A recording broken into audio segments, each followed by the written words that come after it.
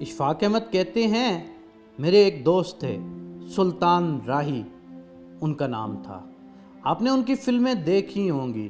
ایک روز مجھے ان کا پیغام ملا کہ آپ آئیں، ایک چھوٹی سی محفل ہے، اس میں آپ کی شمولیت بہت ضروری ہے اور آپ اسے پسند کریں گے۔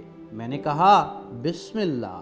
سلطان راہی کو شاید آپ جانتے ہوں یا نہیں، اسے کرت کا بڑا شوق تھا اور اس کا اپنا ایک انداز تھا، اس کا اپنا ایک لہجہ تھا۔ تو اس کے ساتھ ایک اور آدمی بھی تھا، گاؤں کا پینڈو آدمی۔ اس نے دھوتی باندھی ہوئی تھی، کندھے کے اوپر اس کے کھیس تھا۔ سادہ سا آدمی، کچھ اتنا زیادہ متاثر کن بھی نہیں تھا۔ تو انہوں نے کہا ان سے ملیں، یہ بھائی رفیق ہیں۔ ہم 10-15 لوگ دیوار کے ساتھ ڈھول لگا کر بیٹھ گئے۔ سلطان راہی نے کہا آپ کو اپنی کچھ کرت سناتا ہوں۔ ہم نے کہا بسم اللہ۔ انہوں نے کہا میں سورہ مزمل پڑھوں گا۔ تو سلطان راہی نے اپنے انداز میں، اپنے لہجے میں اور اپنی آواز میں سورہ مزمل کی تلاوت شروع کی۔ بہت ہی اعلیٰ درجے کی لوگوں نے اس کو بہت پسند کیا۔ وہ پڑھتے رہے، ہم دیوار کے ساتھ ٹیک لگا کر سنتے رہے، اور جب ختم ہو گئی تو سب کے دل میں آرزو تھی کہ کاش ایک مرتبہ پھر سے پڑھ سکے، مگر انہوں نے بند کر دیا۔ پھر انہوں نے بھائی رفیق کی طرف دیکھا اور ان سے کہا جی آپ بھی فرمائیں۔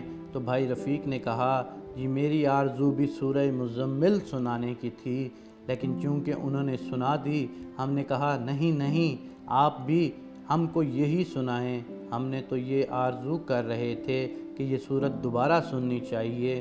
انہوں نے بیٹھ کر خواتین و حضرات اپنے اس انداز میں کھیس کاندھے سے اتار کر گود میں رکھا، اس کے اوپر کونیاں رکھ کر بیٹھ گئے اور سورہ مزمل سنانی شروع کر دی۔ آپ نے بے شمار کیسٹ سنے ہوں گے، بے شمار قاریوں کو سنا ہوگا۔ انہوں نے جو سنایا اس کا اپنا ہی ایک انداز تھا۔ جو وہ سناتے چلے گئے، ہم سارے آدمیوں نے جو بیٹھے تھے یہ محسوس کیا کہ اس بیٹھک میں تاریخ کا کوئی اور وقت آ گیا ہے۔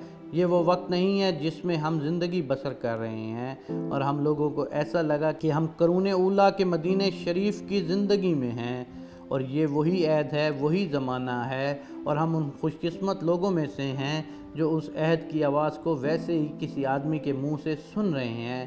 یہ سب کا تجربہ تھا، عجیب و غریب تجربہ تھا۔ ہم نے یوں محسوس کیا جیسے اس کمرے میں بیٹھک میں عجیب طرح کی روشنی تھی، ہو سکتا ہے ہمارا خیال ہو، لیکن اس کی کیفیت ایسی تھی کہ اس نے سب کے اوپر سحر کر دیا تھا۔